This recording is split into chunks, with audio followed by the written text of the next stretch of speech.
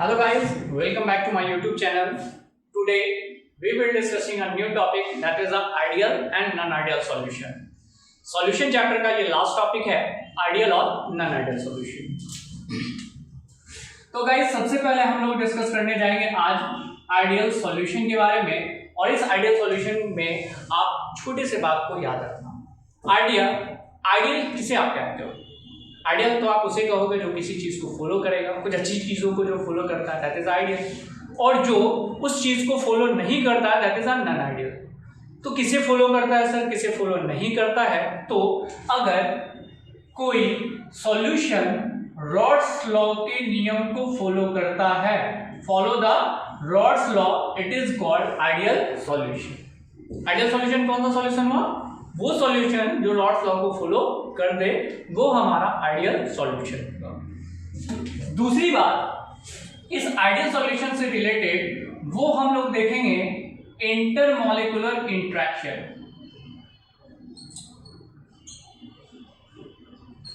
अब गाइस यहाँ पे जो बात हमारी हो रही है वो इंटरमॉलिक्यूलर इंटरेक्शन के ऊपर हो रही है, और इंटरेक्शन दो तरह के हो सकते हैं. इंटरेक्शन अट्रैक्टिव भी हो सकता है और इंटरेक्शन रिपल्सिव भी हो सकता है. सर अट्रैक्टिव कैसे होगा? ऑब्वियसली आप सोच रहे हो कि आप किसकी तरफ अट्रैक्ट हो सकते हो, और रिपल्सिव कब होगा? तो आप भी सोच सकते हो यहाँ पे कि आप किससे रिपल्सिव हो सकते हो. तो इंटरेक्शन दो तरह के हो सकते हैं, चाहे वो अट्रैक्टिव भी हो सकता है या रिपल्सिव भी हो सकता है, या फिर तीसरा केस भी बन सकता है यहाँ पे. और वो तीसरा केस क्या है? न्यूट्रल. ना ही किसी तरह का अट्रैक्शन बनता है, ना ही किसी तरह का रिपल्सन बन सकता है. मतलब कोई बंदा है जो ना ही मेरा दोस्त है ना ही मेरा दुश्मन है, तो वैसे केस में दैट वाज द न्यूट्रल. आते हैं इस चीज को समझने के लिए कि आइडियल सॉल्यूशन रॉड्स लॉ को कैसे फॉलो करता है, क्योंकि यहाँ पे जो P टोटल आ रहा वो क्या आ रहा? PA plus PB.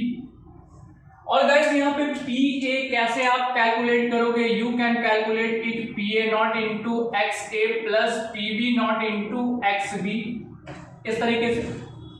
अब ये जो PA को मैं कंसीडर कर रहा हूं that is a PA naught into PA, यानी इस जगह पे इस सॉल्यूशन में आपने कौन से कंपोनेंट का इस्तेमाल किया? Component A. दूसरी चीज पे अगर मैं बात करता हूं कि दूसरा कंटेनर है और इस दूसरे कंटेनर में मैंने क्या डाल रखा है? मैंने डाला है B. तो दो कंटेनर है, एक एक कंटेनर में सिर्फ A डाले हैं और दूसरे कंटेनर में B, लेकिन दोनों को कुछ अमाउंट में लाकर अगर मैं सॉल्यूशन बनाता हूं तो अब यहाँ पे इस दोनों के बीच में इंटरेक्शन बनेगा. किसके किसके बीच में? A और B के बीच में. अब इंटरेक्शन की बात, दिस वन B का कंपोनेंट आपने डाला, यहां से A का कंपोनेंट डाला, अब क्या A और B के बीच में इंटरेक्शन बनेगी.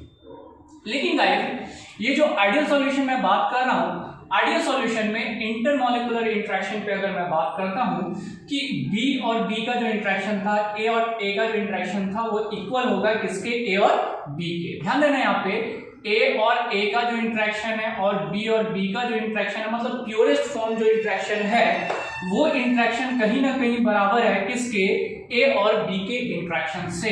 इंटरेक्शन में किसी तरह का कोई चेंज नहीं हुआ है, ना ही सॉल्यूशन बनने से पहले जो उसके अंदर कंडीशन था प्योरेस्ट फॉर्म में वही सॉल्यूशन में भी रहा.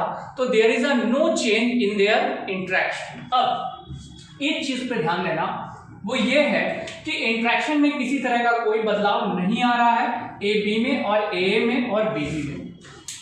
ऐसे केस में अगर मैं बात करता हूं आइडियल सॉल्यूशन में, तो आइडियल सॉल्यूशन में change in volume is equal to क्या होगा? चेंज इन वॉल्यूम का मतलब volume final minus volume initial. मतलब sir volume final minus volume initial का मतलब यहाँ पे ये हुआ कि अगर आपने B ले लिया और A ले लिया, B कितना 50 ml और A कितना सपोज कर लो 100 ml, और दोनों को आपने मिला दिया, ठीक है, इन अ सॉल्यूशन. तो यहाँ पे चेंज इन वॉल्यूम कितना हो जाएगा? चेंज आपने मिलाया कितना? 50 और 100, 150 फाइनल होगा और 150 इनिशियल होगा. तो ऐसे केस में change in volume is equal to क्या हो जाएगा? 0.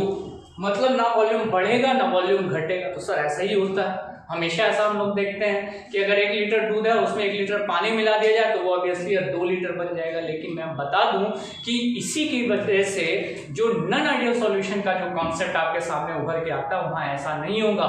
नन आइडियल सॉल्यूशन में अगर आपने 50 ml से 100 ml दोनों को मिक्स किया है तो उसमें वॉल्यूम जो चेंज होगा वो कहीं ना कहीं ज्यादा हो सकता है in case of positive deviation. कितना? तो सपोज कर लो 150 ना होके क्या हो जाएगा 160। लेकिन ऐसा भी हो सकता है नेगेटिव डेविएशन में, ये दोनों नन आइडियल के एग्जांपल में आता है कि 100 प्लस 50 को आपने मिलाया और सॉल्यूशन का जो वॉल्यूम हो जाएगा वो हो जाएगा 140, यानी यहाँ पे घट भी सकता है। लेकिन घटेगा और बढ़ेगा किसके केस में? नन आइडियल के केस में। लेकिन आइडियल के केस में change in volume is equal to क्या होगा? 0 होगा। चेंज इन वॉल्यूम के बाद दूसरा मैं बात करता हूं चेंज इन एंथैल्पीज। अब एंथैल्पीज को समझने से पहले आप ये याद रखना कि यहाँ पे चेंज ऑफ एंथैल्पी 0 होगा। कैसे सर ये 0 होगा? एंथैल्पी होता क्या है? अब बात समझो कि यहाँ पे A और A के बीच में बॉन्ड है और दूसरी तरफ है B और B के बीच में बॉन्ड। तो सबसे पहले आपको एनर्जी लगाना पड़ेगा। किस चीज के लिए एनर्जी लगाना पड़ेगा?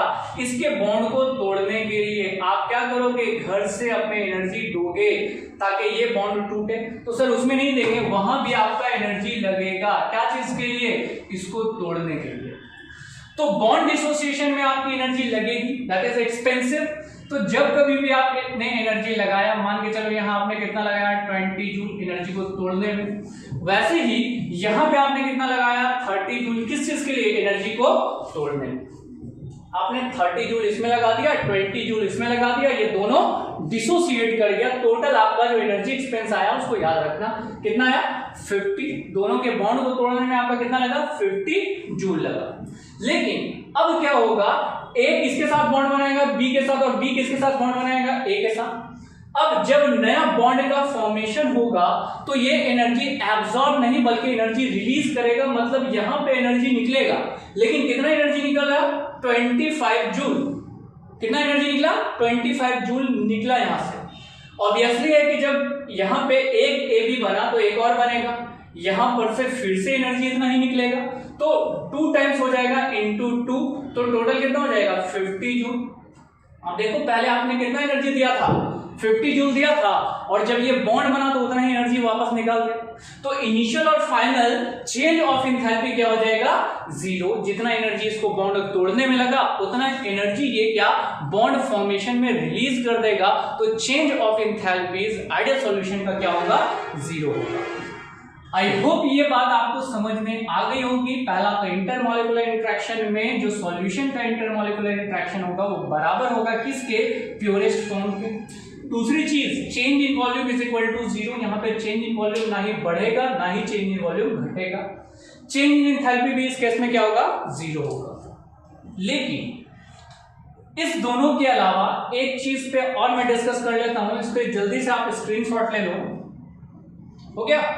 इसे मैं मिटा रहा हूं। इसके बाद गाइस जो मैं आगे आपसे डिस्कस करने जा रहा हूं वो एंट्रोपी पे बात करने जा रहे हैं। और क्या? Change in gives free energy. याद रखना एंट्रोपी क्या होती है? एंट्रोपी आप किसे कहते हो?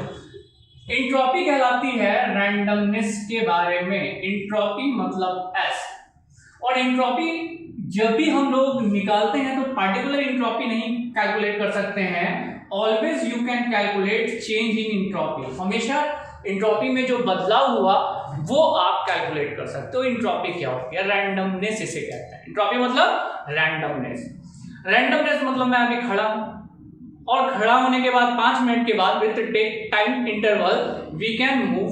मतलब मेरे अंदर क्या हुआ? रैंडमनेस बढ़ गया। अभी मेरे अंदर रैंडमनेस है, आप इनिशियल इसको मान लो और फिर मैं रुक जाता हूं, तो यहाँ एंट्रोपी क्या हो गई? घट गई। तो रैंडमनेस आपको देखना है, इसी को आप कहते हो एंट्रोपी। मान के चलो कोई सॉलिड है तो सॉलिड का मॉलिक्यूल्स क्या होगा? एक दूसरे से कॉम्पैक्टली पैक्ड होगा। इसमें रैंडमनेस क्या होगा? ऑब्वियसली कम होगा। जब ये सॉलिड अगर लिक्विड में चेंज होगा तो मॉलिक्यूल्स क्या होगा? एक दूसरे से दूर जाएगा, तो रैंडमनेस क्या होगा? बढ़ेगा, मतलब एंट्रोपी बढ़ रही है। लेकिन लिक्विड को अगर आप गैस में चेंज कर दोगे तो मॉलिक्यूल्स क्या होगा? और ज्यादा दूर चला जाएगा। तो इसमें और क्या होगा? रैंडमनेस सबसे ज्यादा किसमें दिखेगा? गैस में। लेकिन लिक्विड से गैस में होना एंट्रोपी बढ़ना है, सॉलिड से लिक्विड में होना एंट्रोपी बढ़ना है। लेकिन सर गैस से लिक्विड में होना, ऑब्वियसली आप कॉन्सेप्ट लगा दो कि गैस में एंट्रोपी ज्यादा थी और लिक्विड में एंट्रोपी कम हो गई, लिक्विड से सॉलिड में एंट्रोपी घट जाएगी। अब जो मैं पढ़ रहा हूँ वो पढ़ा रहा हूँ बेटा सॉल्यूशन। तो सॉल्यूशन में एक ही बात याद रखना कि अगर केस होगा सॉल्यूशन का तो चेंज ऑफ एंट्रोपी हमेशा बढ़ेगी। कैसे? सपोज कर लो आपने वाटर मॉलिक्यूल्स ले लिया है और उस वाटर मॉलिक्यूल्स में जितने नंबर ऑफ मॉलिक्यूल्स है उसमें और सॉल्यूट पार्टिकल्स आप मिला रहे हो तो नंबर ऑफ मॉलिक्यूल्स कहीं ना कहीं इंक्रीज कर रहा। जब नंबर ऑफ मॉलिक्यूल्स इंक्रीज करेगा तो रैंडमनेस भी क्या होगा? बढ़ जाएगा। सॉल्यूशन में चेंज ऑफ एंट्रोपी क्या होती है? ऑलवेज पॉजिटिव होती है। मतलब हम कह सकते हैं del S is always greater than zero. ये पूरे सॉल्यूशन के लिए, चाहे वो आइडियल सॉल्यूशन हो या फिर नॉन आइडियल सॉल्यूशन हो, ये फिक्स हो गया आपका। कौन? अब आती है बारी किसकी? Gibbs free energy. Gibbs free energy होता है, गिब्स फ्री एनर्जी थर्मोडायनेमिक्स में आपने पढ़ा था कि कोई भी रिएक्शंस को कराने के लिए हम लोग गिब्स फ्री एनर्जी की वैल्यू को देखते हैं और इसे हम ये साबित कर पाते हैं कि रिएक्शन स्पॉन्टेनियस है या नॉन स्पॉन्टेनियस है। एग्जांपल के तौर पे ये रिएक्शन तो मैं नहीं दिखा सकता हूँ, इसे मैं दिखा सकता हूँ कि अगर आप इसे छोड़ोगे तो ये ऑब्वियसली नीचे जाएगा, लेकिन नीचे से ये ऊपर खुद से नहीं आ सकता।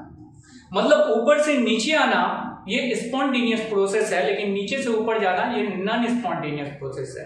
और गिब्स फ्री एनर्जी की वैल्यू के बेसिस पे हम डिसाइड करते हैं कि कोई प्रोसेस स्पॉन्टेनियस है या नॉन स्पॉन्टेनियस है। याद रखना कि गिब्स फ्री एनर्जी के मान अगर नेगेटिव में आ रहा तो द प्रोसेस इज स्पॉन्टेनियस, यानी वो प्रोसेस जो होगा वो खुद से होगा, उसको कराने की जरूरत आपको नहीं पड़ेगी।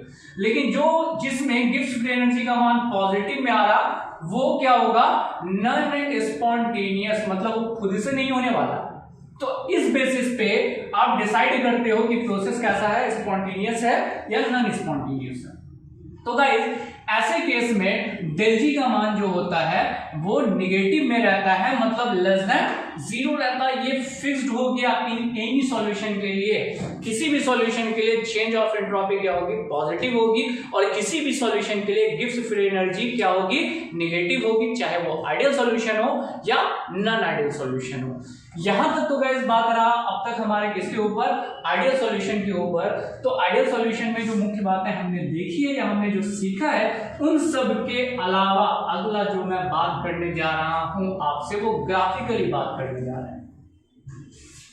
ये ग्राफ समझ गए आपके लिए और ज्यादा आसान हो जाएगा। आप इसमें इस लेवल को देखो, सर लेवल को तो देख रहे हैं, दैट इज अ प्रेशर। ये क्या बता रहा है? प्रेशर के लेवल को बता रहा है। इधर मोल फ्रैक्शन को कंसीडर किया जा रहा। तो अगर मैं इस कंटेनर में सिर्फ और सिर्फ एक ही कंपोनेंट लेता हूं, वो कंपोनेंट ए है, यहां बी नहीं है, सिर्फ और सिर्फ प्योरेस्ट फॉर्म है ए का। ऑब्वियसली यहां मोल फ्रैक्शन एक्स ए का क्या हो जाएगा? 1 हो जाएगा। वही मोल फ्रैक्शन एक्स बी क्या होगा? 0, क्योंकि बी तो है ही नहीं है। तो यहां पर जितना भी प्रेशर बनेगा वो प्योरेस्ट फॉर्म का प्रेशर होगा, that is P A not. दूसरे केस में आते हैं गाइस, अगर मैं इस कंटेनर में क्या ले रहा हूं, we can take in the B. हमने क्या लिया? बी लिया। ऑब्वियसली है कि यहाँ पे एक्स से क्या हो गया? 0 और एक्स बी क्या हो जाएगा? 1 हो जाएगा। क्योंकि जैसे आप इसे हिट करोगे इसमें जो भी प्रेशर बनेगा वो किसका प्रेशर होगा? सिर्फ बी का, क्योंकि बी ही है ना, ए तो है नहीं। और वही प्योरेस्ट फॉर्म में अगर मैं यहाँ बात करता हूँ कि इसको मैं हिट करता हूँ तो जो भी वेपर प्रेशर बनेगा वो एक्स का बनेगा। अब ध्यान देना ये एक्स बी में चेंज हो रहा, एक्स बी में चेंज हो रहा, सॉरी पी बी नॉट। अगले टॉपिक पे ध्यान देंगे वो क्या है? ये है बी जो इस सॉल्यूशन में 0 है और यहाँ क्या है? 1 है। धीरे धीरे अमाउंट को अगर आप बढ़ाते जाओगे, सपोज कर लो आपने 0.1 मिलाया, 0.2 मिलाया, 0.3 मिलाया, 0.4 एंड सो ऑन, आपने फाइनल इसको 1 कर दिया। तो इसका लेवल धीरे धीरे इंक्रीज करेगा। किसका लेवल इंक्रीज करेगा?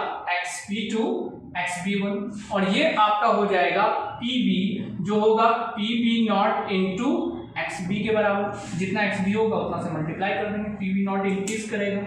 लेकिन वही दूसरा ग्राफ अगर मैं देख रहा हूँ XA का, एक्स यहाँ पे क्या है? 0 है और 0 से ये क्या हो रहा है? इधर इंक्रीज कर रहा है। एक्स ए यहाँ 0 है और एक्स ए यहाँ क्या है? 1 है। और अगर मैं इसको कैलकुलेट करूं तो ये क्या हो जाएगा? P A is equal to क्या? P A not into X A. अब गाइस जब दोनों को हम मिलाते हैं इन सॉल्यूशन रेंज देखते हैं तो ये हमारा आ जाता है क्या, P टोटल, जो किसका जोड़ होता है, this is a PA plus PB। ये ग्राफिकल रिप्रेजेंटेशन किसका, रॉड्स लॉ का, किसके लिए, आइडियल सॉल्यूशन के लिए। इसमें अब जो हम लोग बात करेंगे वो एग्जांपल पे बात करेंगे, और एग्जांपल को समझने के लिए आपको इंटरमॉलिक्यूलर इंटरेक्शन के बारे में याद रखना होगा। इस ग्राफ का जल्दी से स्क्रीनशॉट लो। अब मैं बात करने जा रहा हूँ एग्जांपल। गाइस एग्जांपल में हमने कहा कि आइडियल सॉल्यूशन वो सॉल्यूशन होता है जिसमें इंटरमॉलिक्यूलर इंटरेक्शन जो होते हैं वो ना ही बढ़ते हैं ना ही घटते हैं, सेम रहेगा। ये तो समझ में आ गया। एग्जांपल कौन सा जाएगा, एग्जांपल के बेसिस पे आपको ध्यान देना है एग्जांपल में कि वो पोलर टू पोलर होना चाहिए। अगर एक कंपाउंड पोलर है तो दूसरा कंपाउंड भी क्या होना चाहिए, पोलर होना चाहिए। या फिर दूसरे एग्जांपल में बात करते हैं कि अगर एक कंपाउंड नन पोलर है तो दूसरा क्या हो, भी होना चाहिए, दूसरा भी होना चाहिए नन पोलर। ऐसा कभी नहीं हो सकता कि दो पोलर, एक पोलर और एक नन पोलर के बीच में कोई आइडियल सॉल्यूशन बन जाए। पोलर टू पोलर बनेगा, non polar to non polar बनेगा। एग्जांपल के तौर पर मैं पोलर पोलर का एग्जांपल लेता हूँ।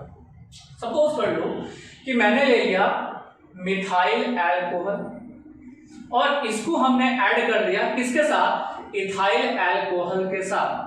तो अब यहां पे एक चीज पर ध्यान दोगे कि इस दोनों के केस में ये मिथाइल एल्कोहल भी क्या है, पोलर, और इथाइल एल्कोहल भी क्या है, पोलर। तो सर समझ गए, एल्कोहल में एल्कोहल डालेंगे तो वो आइडियल सॉल्यूशन बनाएगा, नहीं है, ऐसा नहीं हो सकता।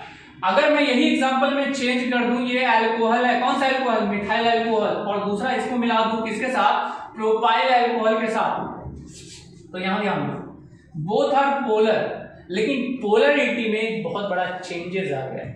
यहां की पोलरिटी ज्यादा होगी, यहां की पोलरिटी क्या होगी, कम होगी। तो this is not an example of क्या, आइडियल सॉल्यूशन। ये एग्जांपल होगा सर ये वाला एल्कोहल बन रहा एग्जांपल में, ये वाला एल्कोहल क्यों नहीं बन पा रहा। नहीं बनने का कारण है कि इसमें जैसे मॉलिक्यूलर मास बढ़ा, इसमें वैन डर वाल्स फोर्स बढ़ जाएगी। आपको क्या ध्यान देना, पहली चीज कि पोलर टू पोलर होना चाहिए। सर देखें तो non polar to non polar होगा, वो भी देख लेंगे सर एग्जांपल में। लेकिन दूसरी चीज ये भी ध्यान देना है कि जो मॉलिक्यूलर मास में जो डिफरेंसेस है वो ज्यादा नहीं होने चाहिए। अगर ज्यादा डिफरेंसेस आएगा तो वैन डर वाल्स फोर्स कहीं ना कहीं बढ़ेगा, पोलरिटी या नन पोलरिटी में बदलाव आ जाएगा, जिसकी वजह से ये एग्जांपल इसमें एग्जिस्ट नहीं कर सकता है। यहाँ पे मोलर मास, इसके मोलर मास में देख लो मिथाइल अल्कोहल और इथाइल अल्कोहल के बीच में डिफरेंस है लेकिन ज्यादा नहीं है। लेकिन मिथाइल अल्कोहल और प्रोपाइल अल्कोहल के बीच में जो डिफरेंसेस है वो क्या है, ज्यादा हो जा रहे हैं, जिसके कारण ये एग्जांपल आइडियल सॉल्यूशन का नहीं है। तो पहला एग्जांपल कौन सा आइडियल सॉल्यूशन का हो गया, methyl alcohol and ethyl alcohol. दूसरा ध्यान देना, मैं फिर से बात कर रहा हूं, एनहेक्सेन प्लस एन हेप्टेन। तो सर हेक्सेन और हेप्टेन क्या होता है, 10th में भी आपने पढ़ा होगा, 11th में भी पढ़ा होगा, फिर से पढ़ लो। हेक्सेन, हेक्स का मतलब C6H14, और हेप्टेन में बात करते हैं तो C7H18। आप दोनों में देख लो, मॉलिक्यूलर में अगर मैं बात करूं तो both are non polar in nature. दोनों किस नेचर का, नन पोलर, नेचर दोनों का सेम है, सिर्फ बदलाव आ रहा है थोड़े से मॉलिक्यूलर मास में। यहाँ कितना है, 6 कार्बन, यहाँ 7 कार्बन, यहाँ हाइड्रोजन 14, यहाँ हाइड्रोजन 18। लेकिन अगर मैं ज्यादा डिफरेंस कर दूं, C6H14 को मिला दूं किसके साथ, C9H20, तो अब देखो मॉलिक्यूलर मास में बहुत ज्यादा डिफरेंसेस आएगा। This is not example of ideal solution. अब आते हैं गाइस, अब जल्दी से मुझे ये बताओ कि अगर मैं एग्जांपल लेता हूं किसका, क्लोरोबेंजीन का, क्लोरोबेंजीन प्लस ब्रोमोबेंजीन, तो क्या ये एग्जांपल बनेगा किसका, आइडियल सॉल्यूशन का। हाँ सर बिल्कुल बन सकता है, सिर्फ यहाँ पे क्लोरोबेंजीन है और यहाँ ब्रोमोबेंजीन है, ये आइडियल सॉल्यूशन का एग्जांपल बनेगा। लेकिन अगर मैं इसी जगह पे ले लेता हूं क्लोरोबेंजीन प्लस आयोडोबेंजीन, तब ये बनेगा, तो नहीं सर ये नहीं बनेगा। क्यों, क्योंकि क्लोरीन और ब्रोमीन के बीच में एटॉमिक मास का डिफरेंस है लेकिन कम है। क्लोरोबेंजीन और आयोडोबेंजीन के बीच में जो एटॉमिक मास का डिफरेंस है वो बहुत ज्यादा है। और बहुत ज़्यादा होने के कारण van der Waals force increase कर जाता है, इसलिए ये एग्जाम्पल नहीं होने वाला है किसका, आइडियल सॉल्यूशन का। तो आइडियल सॉल्यूशन में आई थिंक सो एग्जाम रटना नहीं है, एग्जाम्पल आपको समझना है एग्जाम्पल, और अगर एग्जाम्पल को आपको बाद में समझ में आ गई तो काम चल जाएगी। जैसे यहाँ पे देखो ये इथाइल क्लोराइड प्लस क्या, प्रोपाइल क्लोराइड, ये दोनों किसका एग्जाम्पल बन जाएगा, बहुत सारे एग्जाम्पल ऑफ आइडियल सॉल्यूशन, क्योंकि इथाइल और प्रोपाइल में ही अंतर है, क्लोरीन तो क्लोराइड दोनों में है, ठीक है। तो ऐसे एग्जाम्पल पे आप ध्यान दोगे, किसके एग्जाम्पल में, आइडियल सॉल्यूशन के एग्जाम्पल में। अब ये आइडियल सॉल्यूशन का दामन यहाँ पे हम लोग छोड़ रहे हैं, अब आगे हम लोग बढ़ने जा रहे हैं किसके बारे में, नॉन आइडियल सॉल्यूशन के बारे में। आइडियल सॉल्यूशन जिस तरह हमने पढ़ा, अगर मैं उसको ग्राफिकली आपको बता दूं कि बाबू याद रख लेना किसके बारे में, आइडियल सॉल्यूशन के बारे में। यहाँ मैं आइडियल सॉल्यूशन की कुछ मुख्य बातों को लिख देता हूँ। आइडियल सॉल्यूशन फॉलो करता है किसको, रॉड्स लॉ को फॉलो करेगा, मतलब यहाँ टेक आउट कर देते हैं, मतलब फॉलो करेगा शॉर्ट में, क्योंकि इतना लंबा लिखेंगे नहीं ना। उसके बाद ये कह देते हैं ए और बी के बीच में जो फोर्स ऑफ इंट्रैक्शन होगा वो बराबर होगा किसके, सॉल्यूशन के इंट्रैक्शन के।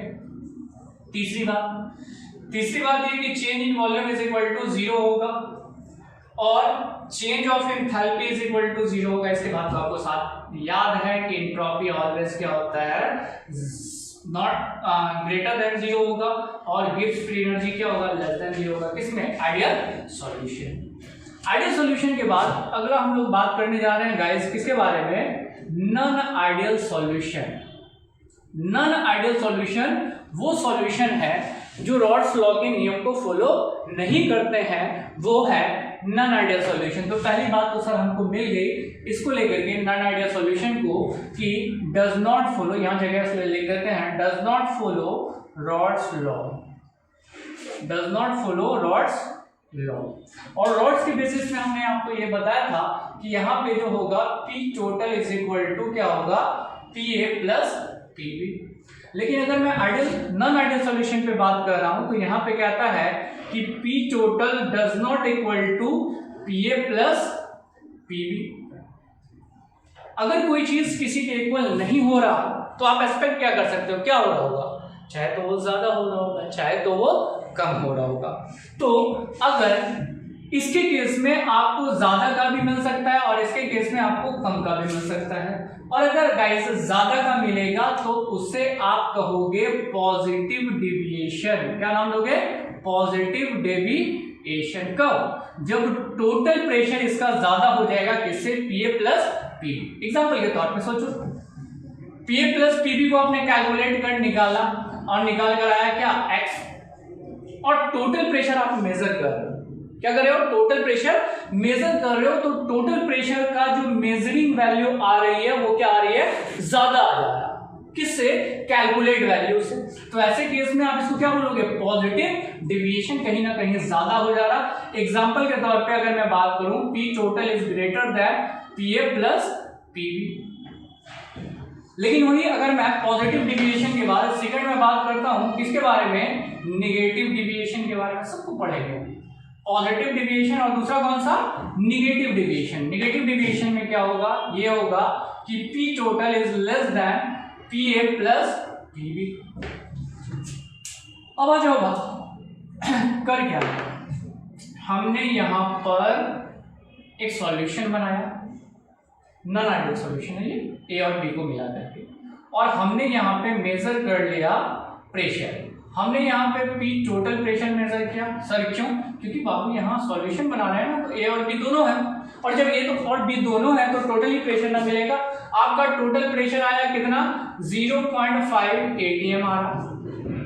लेकिन आपने कैलकुलेट करके यहाँ A और B का जो निकाला वो कैलकुलेट करके कैसे निकाला, तो PA is directly proportional to the XA होता है, तो आप यहाँ डाल दिए PA इज इक्वल टू क्या, PA नॉट इंटू XA। वैसे ही डाल दिया PB के लिए, PB is equal to PB naught into XB, और इस दोनों को कैलकुलेट करके आपने लाया, तो कैलकुलेट करके जो वैल्यू आपकी आ रही है वो 0.4 आ रही है, कैलकुलेट वैल्यू। ये कैलकुलेट वैल्यू है और ये मेजरिंग वैल्यू है। तो आप देखो कैलकुलेट वैल्यू क्या हो गई, कम हो गई, ये और ये टोटल वैल्यू क्या हो गई, ज्यादा हो गई। ज्यादा हो गई तो ये पॉजिटिव डिविएशन। और अगर यही चीज होता कि आपका कैलकुलेट वैल्यू आता 0.6 लेकिन मेजरिंग वैल्यू 0.5, तो ऐसे केस में ये कम हो जाता, तो ये कहलाता नेगेटिव डिविएशन। आपके कैलकुलेट वैल्यू से और आपके ऑब्जर्व वैल्यू में अगर बदलाव आ रहा है, चेंजेस आ रहा है, चाहे ज्यादा हो जा रहा है या कम हो जा रहा, तो वो नॉन आइडियल सॉल्यूशन है। और अगर ज्यादा हो जा रहा तो पॉजिटिव डिविएशन, और अगर कम हो जा रहा तो ये निगेटिव डिविएशन का इंडिकेशन होगा। अब बात रही पॉजिटिव डिविएशन में, तो पॉजिटिव डिविएशन में चलने से पहले मैं आपको बता दूं कि सबसे पहले हम लोग इस पॉजिटिव डिविएशन के इस टॉपिक पे बात करेंगे जिसका नाम है इंटरमॉलिक्यूलर इंटरेक्शन। पॉजिटिव डिविएशन में होता क्या है, आपने दो कंपोनेंट लिए, एक सॉल्यूशन में बनाने के लिए आपको दो कंपोनेंट की जरूरत पड़ती है, ए और दूसरा गैस क्या लेते हैं हम, यहां ले लेते हैं बी और बी। अभी देखना यहाँ चेंज इन वॉल्यूम में भी बदलाव आएगा। यहाँ ए है और यहाँ बी है और इस दोनों को आपने मिलाया और एक सॉल्यूशन बनकर तैयार हो गया। सॉल्यूशन किसका बना, ए और बी का। अब समझना यहाँ पे इंट्रैक्शन ए और बी के बीच में जो इंट्रैक्शन हो रहा, वो इंट्रैक्शन ए और बी के बीच में जो होगा वो कम हो जाएगा।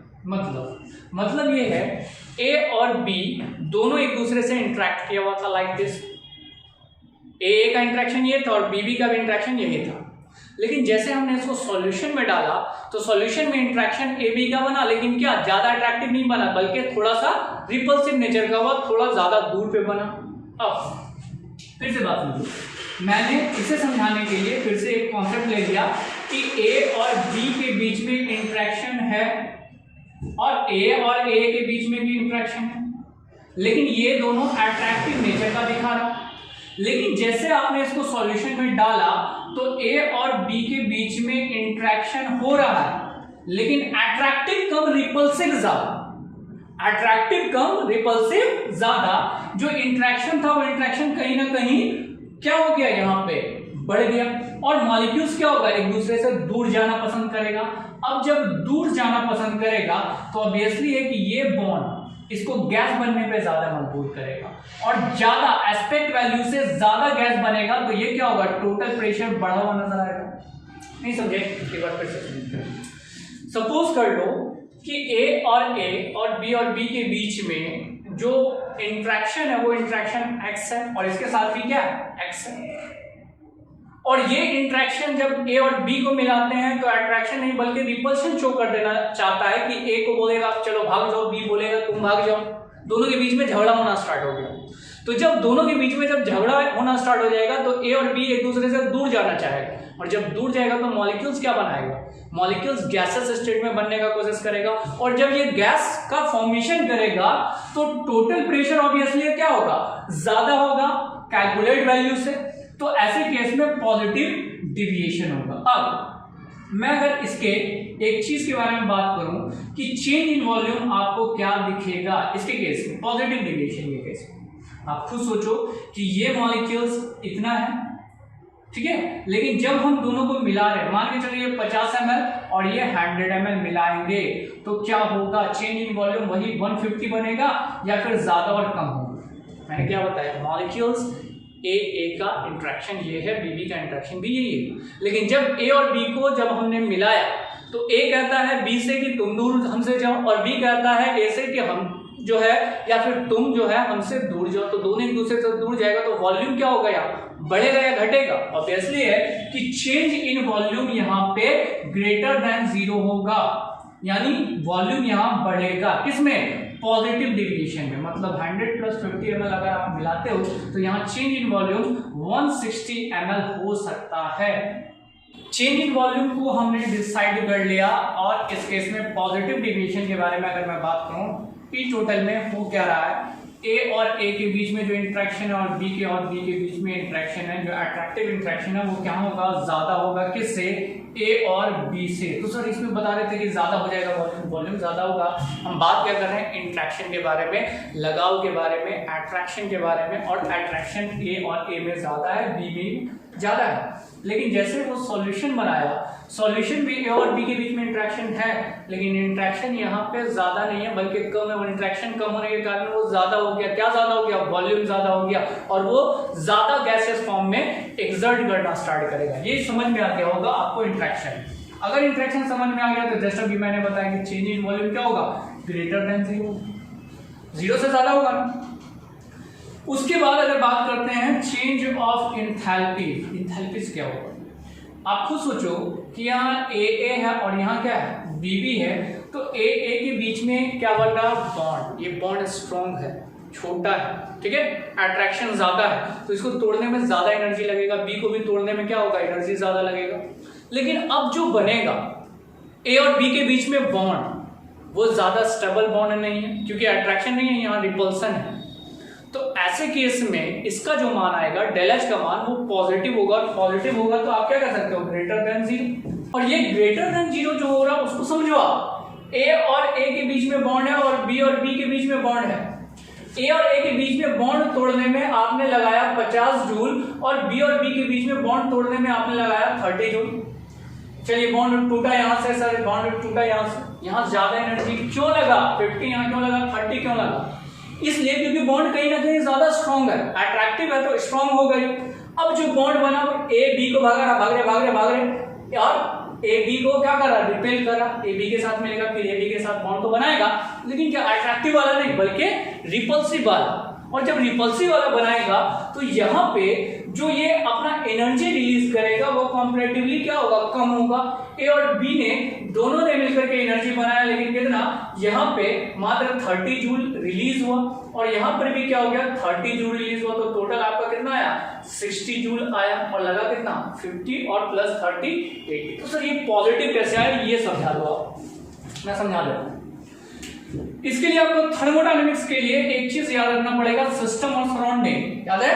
चलो अब आते, जब कभी भी हम बाहर से हीट सिस्टम में देते हैं तो वो पॉजिटिव होता है, सही है, और सिस्टम जब हीट रिलीज करता है तो वो नेगेटिव होता है। याद है? चलो अगर ये याद है तो अब ये बताओ कि ये बॉन्ड तोड़ने में एनर्जी हमको क्या करना पड़ा? सिस्टम में देना पड़ा, because it's a system, solution एक सिस्टम। ऐसे केस में आपने एनर्जी लगाया 50 और 30, ये तो एनर्जी आपने दिया, कितना दिया? 50 प्लस 30 मतलब प्लस 80 लिख दें। चलो लिख दिए। अब सिस्टम जो बॉन्ड बनाएगा वो अपने अंदर से एनर्जी रिलीज करेगा, तो यहाँ इसमें 30 जूल है, यहाँ 30 जूल निकाला, तो टोटल कितना निकला? 60 जूल। तो minus 60 joule is equal to क्या हो जाएगा? प्लस 20 होगा। तो मैं क्या बोलने का कोशिश कर रहा हूँ कि del H a change of enthalpy यहाँ क्या होगा? ग्रेटर देन 0 होगा, मींस की पॉजिटिव होगा। किसके केस में? पॉजिटिव डेविएशन के केस में। इसको मिटा दें। चलो ये तो छोटा सा पॉइंट था समझने के लिए कि हमारे पास ये क्या होगा? Del H. बाकी ये दोनों मैं कुछ नहीं बताने जा रहा हूँ। किस दोनों को? पहला तो एंट्रोपी चेंज और गिब्स फ्री एनर्जी चेंज, क्योंकि जो है यहाँ वही इसमें भी रह जाएगा। This is called positive deviation. Positive deviation का अब मैं बात करने जा रहा हूँ क्या? एग्जाम्पल। आपको क्या देखना है पॉजिटिव डिविएशन में? अट्रैक्शन नहीं बल्कि यहाँ पे रिपल्सन होना चाहिए, और रिपल्सन के लिए पहला एग्जांपल है वाटर प्लस अल्कोहल। मैं एग्जांपल को नहीं समझाने जा रहा बल्कि वो पैटर्न, वो टॉपिक समझाने जा रहा हूं जो एग्जांपल में आएंगे। और क्या टॉपिक आएंगे? वाटर। एक वाटर मॉलिक्यूल्स अपने 4 वाटर मॉलिक्यूल्स के साथ हाइड्रोजन बॉन्ड के साथ जुटा रहता है। बोलो हाँ या नहीं? हाँ सर बिल्कुल सही बात है, 4 बॉन्ड के साथ जुटा रहेगा। पता है ना कैसे? चलो अगर ये समझ में आ रहा है कि ये 4 हाइड्रोजन बॉन्ड वाटर बना रहा, अल्कोहल भी हाइड्रोजन बॉन्ड बनाएगा वाटर में जाने के बाद, लेकिन क्या ये उतना हाइड्रोजन बॉन्ड बना पाएगा जितना वाटर बना पड़ा? अब जैसे वाटर में आप इसको डाल दिए तो वाटर में डालने के बाद ये अल्कोहल बन गया। ध्यान देना, पहले वाटर मॉलिक्यूल्स, एक वाटर मॉलिक्यूल्स अगले 4 के साथ हाइड्रोजन बॉन्ड बना रहा था, लेकिन अब जब अल्कोहल आ गया तो ये हाइड्रोजन बॉन्ड बनाएगा, लेकिन हाइड्रोजन बॉन्ड का जो एबिलिटी है वो कहीं ना कहीं इसके अंदर घट जाएगा। मैग्नीट्यूड जो होगा हाइड्रोजन बॉन्ड का वो घट जाएगा। किसकी वजह से? अल्कोहल को मिला देने की वजह से। वाटर में एक वाटर मॉलिक्यूल्स पहले 4 हाइड्रोजन बॉन्ड बनाया हुआ था, लेकिन जैसे आपने अल्कोहल को ऐड किया, अल्कोहल भी वाटर के साथ हाइड्रोजन बॉन्ड बनाया, लेकिन अब हाइड्रोजन बॉन्ड जो है वो 4 नहीं बचा वाटर का, कितना बच गया, मान के चलो 2 बच गया। तो 4 हाइड्रोजन बॉन्ड को तोड़ने में हमें एनर्जी ज्यादा लगेगा as compare to 2 hydrogen bond. तो ऐसे केस में ये क्या शो करेगा, they can shows positive deviation. कौन, वाटर प्लस अल्कोहल। तो पहला एग्जांपल हो गया कौन, वाटर प्लस अल्कोहल।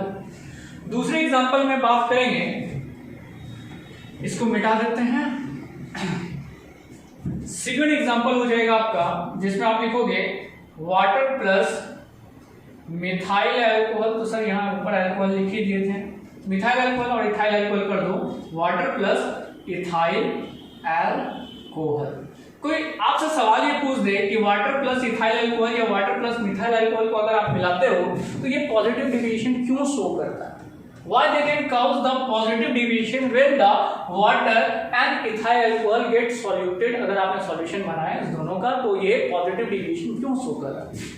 सिंपली है, आप कह सकते हो कि water having hydrogen bond, the magnitude किसका, वाटर इन हाइड्रोजन बॉन्ड, ठीक है, the hydrogen bond magnitude in water is decreases after making the solution with ethyl alcohol. Ethyl alcohol को डालने के बाद जो उसकी मैग्नीट्यूड कैपेबिलिटी है, ठीक है, सॉल्यूशन में वाटर की, वो क्या हो जाएगी, घट जाएगी। और ये घटना कहीं ना कहीं इशारा दे रहा है आपको कहाँ, पॉजिटिव डेविएशन, और हटेगा तो एक दूसरे से दूर जाएगा, वॉल्यूम इंक्रीज करेगा। थर्ड एग्जांपल के बाद, ऐसा नहीं कि ये सिर्फ 2 ही एग्जांपल है, 2 एग्जांपल के बाद अगर हम बात करते हैं अगला एसीटोन प्लस बेंजीन, ये होगा क्या, इसमें एसीटोन में अगर आप बात करते हो तो this is a ketone group that is CH3 C double bond O और क्या CH3, और इसको हम किस में डाल रहे हैं, बेंजीन में डाल रहे हैं, ठीक है।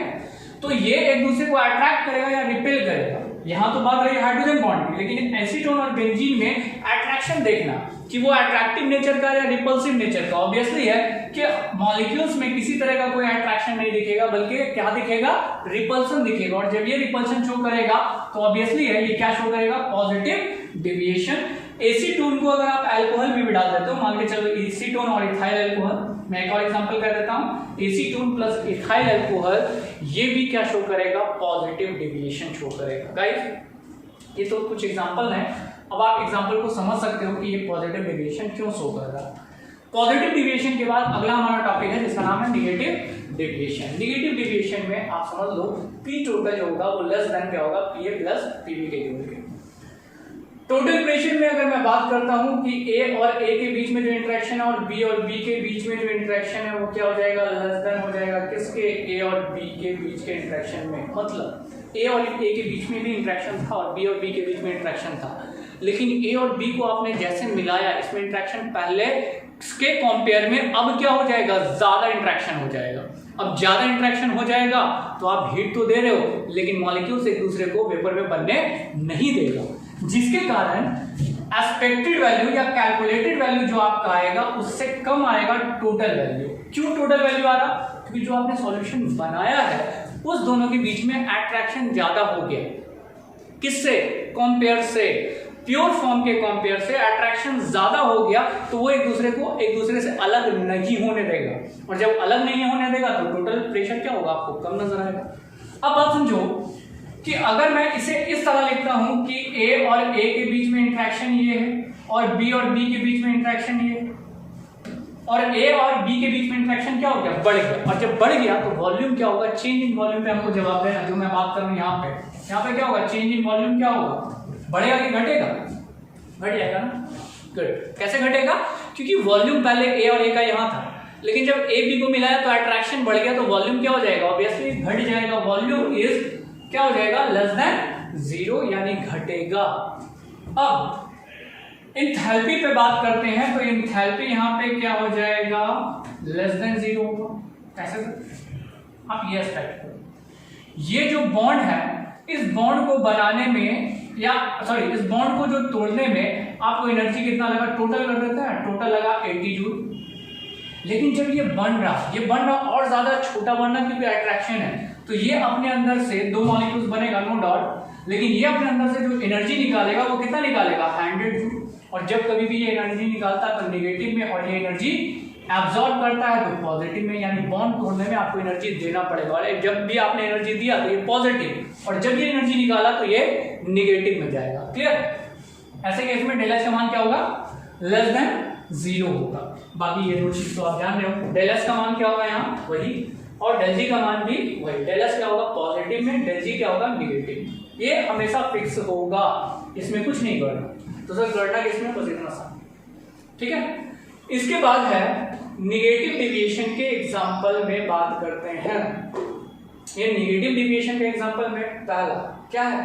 अट्रैक्शन बढ़ जाना। एनसीईआरटी का एक बहुत अच्छा एग्जांपल है यहाँ पे, और वो है वाटर प्लस नाइट्रिक एसिड। कैसे sir water plus nitric acid? Nitric acid generally होता है HNO3 और वाटर होता है H2O।